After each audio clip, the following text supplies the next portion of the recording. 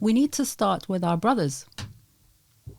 Very We well. need to be able to have supportive brothers out there that support women rather than be negative towards them. This is nothing to do with mental health, I guess, but I have been in a situation where as a woman I have been insulted by some of the brothers who go on top of those platforms and talk about Islam and talk about rights and wrong without knowing they crack jokes that could be quite insulting to women. So I think it's there where you show appreciation. I just like to start from there. You know, yes, a lot of people might think we're oppressed because we have to wear hijab, and that's the opinion people have about us outside. We are controlled by our brothers, we are controlled by our parents. And I remember somebody actually saying this to me, and she said the minute you walked into that meeting, I was like, oh God, is this a patient or is this a staff? Ooh. And she wanted to get up and say, you know, she didn't know me. And I was like, oh, sorry, I'm a staff. I forgot to wear my badge. And he said, the minute you opened that gob, I was like, wow, because you came across as so confident and you took it so easy, even though you were completely disrespected there, thinking that you're a patient. Because a woman wearing hijab does not go into a board meetings. A woman that's wearing a hijab does not sit in ethical committees. You know, she's almost always a patient.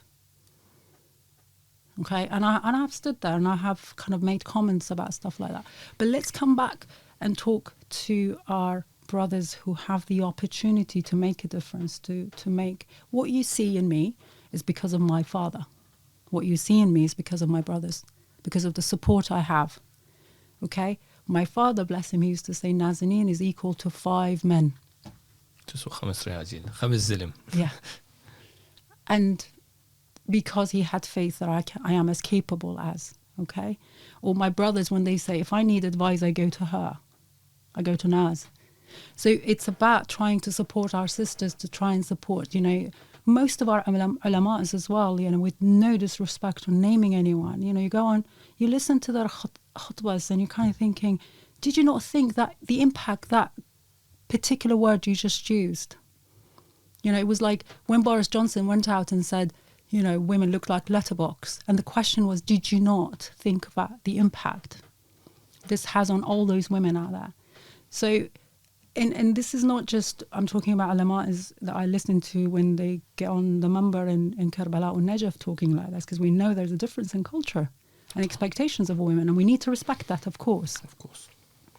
But we're talking about people here who I go into those meetings or just excited to hear because they're knowledged in what they've read. As much as I think I know a little about psychology, I would think they know a little about, you know, jurisprudence or you know, the law of the, you know, how to understand the Quran. And then you see someone who you were so excited to kind of listen to them. They speak in English or they speak in a language that you can understand, and suddenly they crack a joke calling women devil, or it's just a joke, or our sisters must do this and our sisters must do that, and they shouldn't do this and they shouldn't do that. So I think it's really important. I'm not gonna kind of pinpoint, but I think it's about, this is food for thought. Let's sit back and say, how am I going to support Nazanin to become a director? How am I going to support Fatima to become XYZ? You know, I go for every single senior job. I'm very lucky to be in a senior position in NHS. Impossible to get into a senior position. Okay, but it's perseverance and continuous doors being shut in my face. But it's because I know myself, my limitations, my strength. And I know one day I can get through to someone where they think, I think she can do the job. But not a lot of girls out there have this opportunity. There are parents who don't understand their daughters. There are parents, I think we had a little example earlier when I said, it's so hot, you should wear this hijab and know what it's like to be out there. And I kind of said, all you need to do is just to validate. It must be so hard for Nazanin suddenly to walk, and it's so hard and everyone's wearing vests and shorts, and then she comes in her long dress and hijab. It must be odd when she walks into a cafe like that. You know, and how people look at her, and God, the looks we get. The looks we get. You know, it's not an easy job to be a woman in an un-Islamic country and try and work.